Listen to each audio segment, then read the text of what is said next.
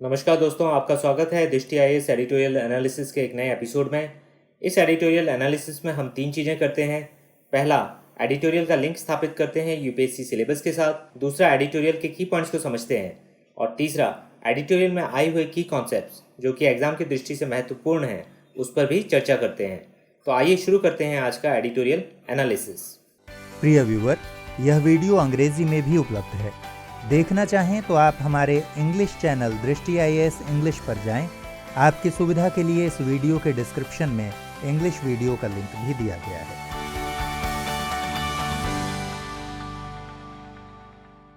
आज का एडिटोरियल हमने इंडियन एक्सप्रेस से लिया है और ये 26 तारीख को आया है।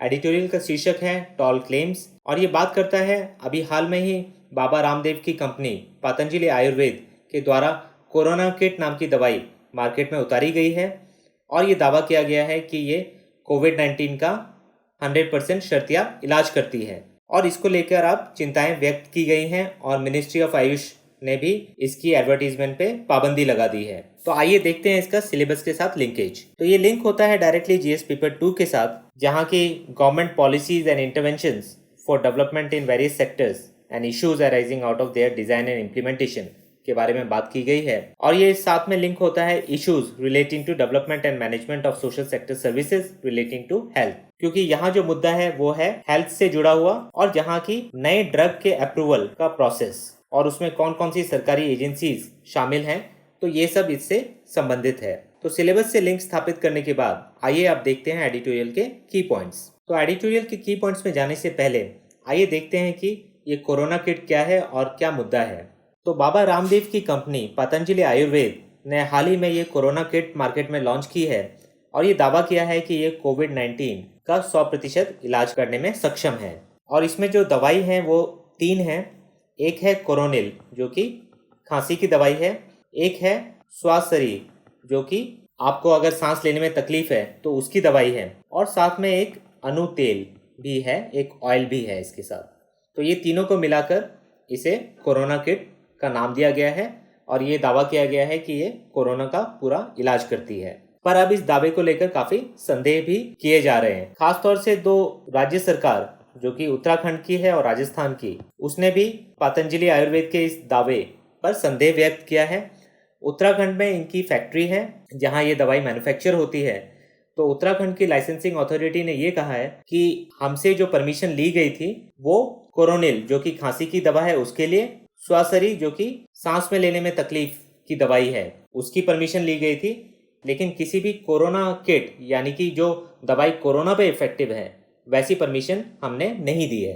दूसरी तरफ राजस्थान सरकार ने भी कहा है कि पतंजलि आयुर्वेद ने जिस मेडिकल कॉलेज के साथ मिलकर ये क्लिनिकल ट्रायल का दावा किया है कि इस दवाई को टेस्ट किया गया है क्लिनिकल ट्रायल्स में, तो उस मेडिकल कॉलेज में सिर्फ जो कोविड-19 के माइल्ड पेशेंट्स यानी कि जिनमें या तो सिम्टम्स नहीं थे या बहुत ही कम सिम्टम्स थे, ऐसे पेशेंट्स ही रखे गए थे। तो उनके ऊपर जब इस दवाई को टेस्ट किया गया है तो उसकी कितनी वैधता है इस पे भी सवाल उठ रहा है। और यहाँ हमें एक और चीज़ पता होनी चाहिए कि WHO के अनुसार भी जो 85% जनता है उस पर कोविड-19 का असर ज़्यादा भयंकर नहीं होता है और ये लोग असिम्टोमेटिक रहते हैं या अपने आप ठीक हो जाते हैं। सिर्फ जो 15% लोग हैं उनमें ही ये बीमारी इस कदर सीवियर हो जाती है कि उन्हें हॉस्पिटल जाना पड़ता है या हॉस्पिटलाइज होना पड़ता है, और इसमें से केवल 5% लोग वेंटिलेटर सपोर्ट तक पहुंचते हैं। तो बहुत सारे लोग अपने आप ही ठीक हो जाते हैं। लेकिन यहाँ सिर्फ पतंजलि आयुर्वेद या सिर्फ आयुर्वेद मेडिसिन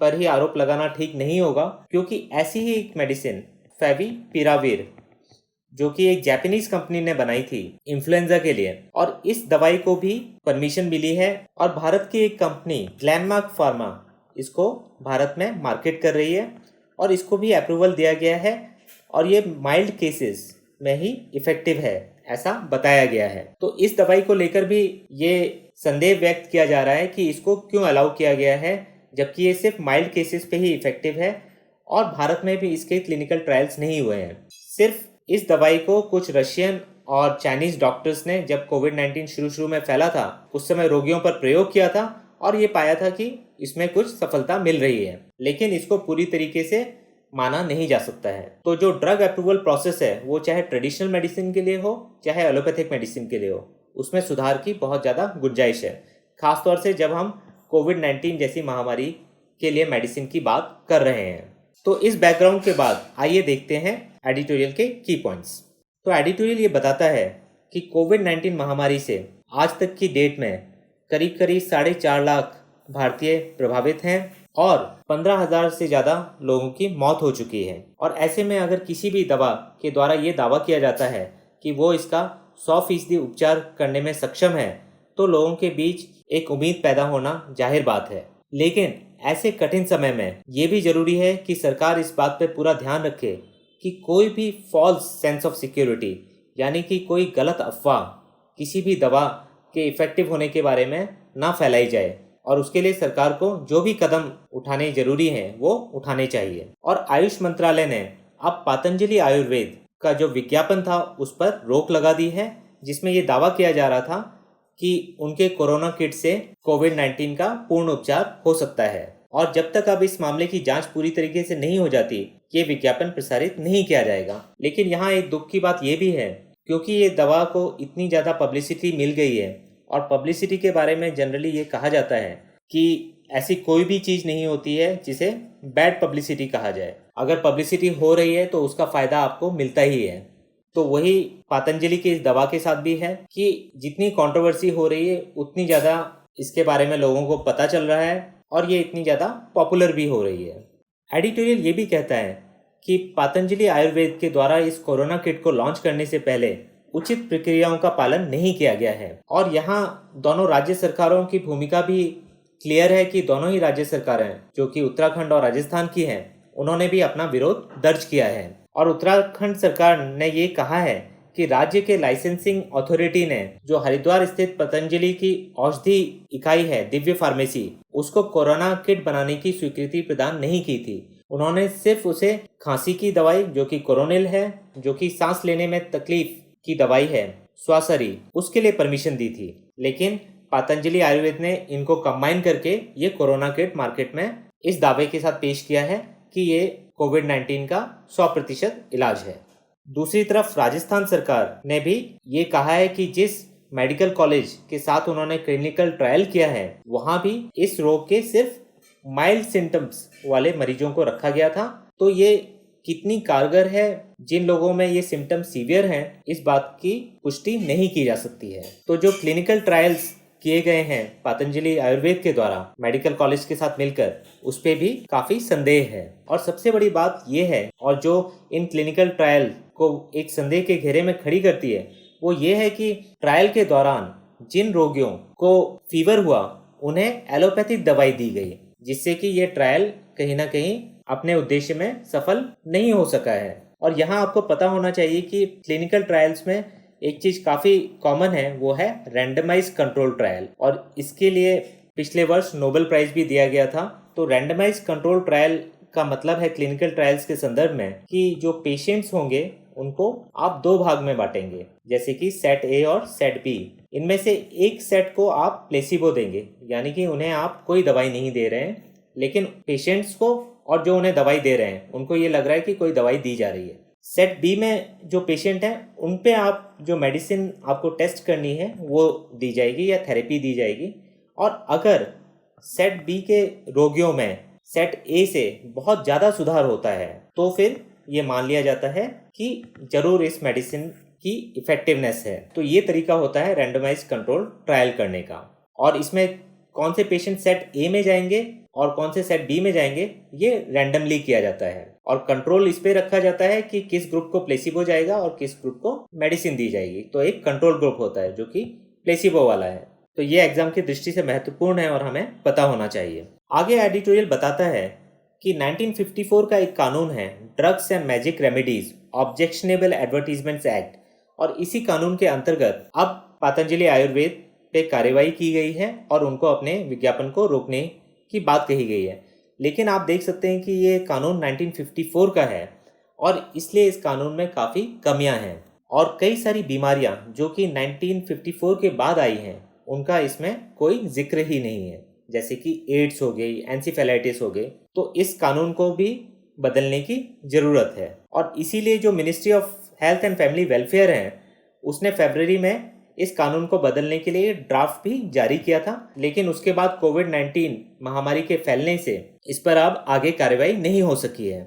और एडिटोरियल आगे ये बताता है कि पतंजलि आयुर्वेद के ऊपर जो कार्रवाई की मांग की जा रही है उसको किसी भी तरीके से आयुर्वेद के खिलाफ होना नहीं देखना चाहिए। आयुर्वेद एक भारत की संस्कृति का हिस्सा है और ये एक एंशिएंट मेडिकल साइंस है भारत की, और कई सारी औषधियाँ आयुर्वेद की हैं जो कि साइंटिफिकली प्रूवन है कि उनसे लोग स्वस्थ होते हैं। लेकिन अब हम 21वीं सदी में हैं और 21वीं सदी में आयुर्वेद की मेडिसिन्स को भी अगर प्रयोग में लाना है, खासतौर से कोविड-19 जैसी महामारी के विरुद्ध, तो फिर उसको पूरे साइंटिफिक ट्रायल और साइंटिफिक प्रोसेस से गुजरना चाहिए और तभी उसे लोगों के बीच में मार्केट करना चाहिए। और एडिटोरियल अंत में ये भी कहता है कि पतंजलि द्वारा ये दावा कि ये औषधि कोविड-19 का उपचार करती है, इससे कहीं ना कहीं आयुर्वेद का भी अपमान हुआ है और जो नैतिकता होनी चाहिए चिकित्सा में भी और व्यवसाय में भी कहीं ना कहीं उस चीज का भी उल्लंघन हुआ है। तो ये थे इस एडिटोरियल के की पॉइंट्स। अब आइए देखते हैं की कॉन्सेप्ट्स। की कॉन्सेप्ट्स में सबसे पहले देखते हैं आयुर्वेद। तो आयुर्वेद बना है दो शब्दों से, आयु यानी कि जीवन और वेद यानी कि नॉलेज। तो इसका जो लिटरल मीनिंग होता है कि ये साइंस ऑफ लाइफ है। और आयुर्वेद के दो पक्ष हैं, एक है प्रिवेंटिव पक्ष और दूसरा है क्यूरेटिव पक्ष। प्रिवेंटिव का मतलब है कि आप एक स्ट्रिक्ट कोड फॉलो करें अपनी लाइफ में, जो कि इंडिविजुअल के ऊपर, वो कहाँ रह रहा है, वहाँ के क्लाइमेट के ऊपर और जो एनवायरनमेंट की ज़रूरत है उस पर आधारित होगा। और जो इसका क्यूरेटिव कंपोनेंट है यानी कि ठीक करने वाला कंपोनेंट है, उसमें जो हर्बल मेडिसिन हैं यानी कि जो पौधों से औषधियाँ बनती हैं, एक्सटर्नल प्रिपरेशन वगैरह होती है और फिजियोथेरेपी, डाइट वगैरह, ये इसमें शामिल है।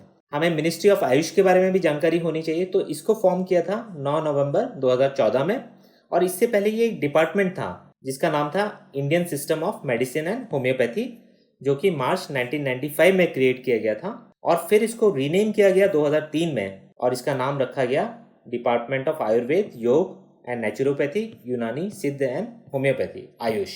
और 2014 में इसे मिनिस्ट्री का दर्जा दे दिया गया है। तीसरा हम देखते हैं कि ये drugs and magic remedies objectionable advertisement act 1954 का एक्ट है। और ये एक्ट डिफाइन करता है मैजिक रेमेडी, किसी भी तलिस्मन को, मंत्र को या कोई तावीज़ वगैरह हो जिससे ये क्लेम किया जाता है कि इसमें कोई जादुई शक्ति है जिससे कि बीमारी को ठीक किया जा सकता है, तो ऐसी किसी भी चीज़ पर यह एक्ट लागू होता है। लेकिन इस एक्ट में जो मैक्सिमम सेंटेंस दिया जा सकता है वो 6 महीने का कारावास है, जिसके साथ फाइन जोड़ा जा सकता है पहली कन्विक्शन पे, और अगर आप दोबारा इसके दोषी पाए जाते हैं तो फिर ये आपको 1 साल तक की सजा हो सकती है फाइन के साथ। और अब इस एक्ट को बदलने की बात की जा रही है, इसमें इम्प्रूवमेंट लाने की बात की जा रही है। और अंत में देखते हैं कि कैसे एक मेडिसिन या ड्रग को अप्रूव किया जाता है भारत में। तो जो नए ड्रग्स होते हैं उनको 2 फेज प्रोसेस से गुजरना पड़ता है। पहला फेज होता है क्लिनिकल ट्रायल का और दूसरा फेज होता है मार्केटिंग ऑथराइजेशन मिलने का। तो सबसे पहले नॉन क्लिनिकल स्टडीज की जाती हैं ड्रग के ऊपर, जिससे ये साबित किया जाता है कि ये जो ड्रग है, मेडिसिन है, ये एक तो इफेक्टिव है, दूसरा ये सेफ भी है। और इसके बाद क्लिनिकल ट्रायल्स की स्टेज पे जाया जाता है और इसके लिए परमिशन ली जाती है drugs controller general of India DCGI से। और इसके बाद क्लिनिकल ट्रायल होते हैं जो कि 4 फेज में होते हैं, तो 4 फेज के क्लिनिकल ट्रायल होते हैं। और जब क्लिनिकल ट्रायल पूरे हो जाते हैं तो फिर एक एप्लीकेशन दी जाती है कॉम्पिटेंट अथॉरिटी की कि ये ड्रग मार्केटिंग के लिए अप्रूव किया जाए। और फिर वो अथॉरिटी उसको एप्लीकेशन को देखती है और अगर वो अप्रूव करती है, अगर ये ड्रग सेफ भी है और इफ़ेक्टिव भी है, तो 2 चीज़ें जो ध्यान में रखी जाती हैं वो है, एक तो है सेफ्टी भी हो ड्रग के यूज़ में और दूसरी चीज़ है कि वो इफ़ेक्टिव भी हो। और ये दोनों कंडीशन जब पूरी होती हैं तो ड्रग को अप्रूव किया जाता है। और जो भारत में क्लिनिकल ट्रायल्स हैं, इनमें जो एक्ट लगते हैं वो हैं drugs and cosmetics act 1940, medical council of India act 1956 और central council for Indian medicine act 1970। अब आइए देखते हैं किस प्रकार के प्रश्न आपसे प्रीलिम्स और मेंस में पूछे जा सकते हैं इस एडिटोरियल से संबंधित। तो प्रीलिम्स में आपसे आयुष के बारे में पूछा जा सकता है, आयुष मंत्रालय कब बना, आयुष के अंदर कौन कौन सी ऑल्टरनेटिव सिस्टम्स ऑफ मेडिसिन आते हैं, तो ये आपको पता होना चाहिए। और इनके बारे में भी पता होना चाहिए कि आयुर्वेद क्या है, योगा क्या है, नेचुरोपैथी क्या है, यूनानी क्या है, सिद्ध क्या है, होम्योपैथी क्या है। आयुर्वेद पे भी डायरेक्ट क्वेश्चन आ सकता है। कोविड-19 से रिलेटेड कई सारी जानकारियाँ हाल फिलहाल में आ रही हैं, तो उन पे क्वेश्चन आने की संभावना बहुत ज़्यादा बढ़ जाती है।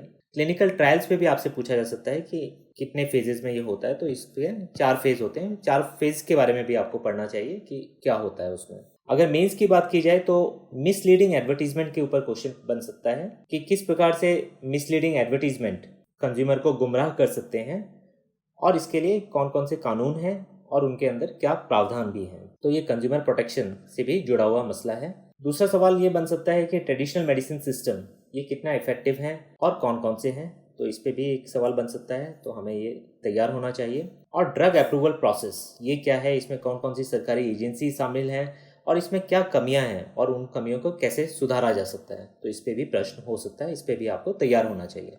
तो ये था आज के एडिटोरियल एनालिसिस में। फिर मिलेंगे एक नए एडिटोरियल के साथ। धन्यवाद।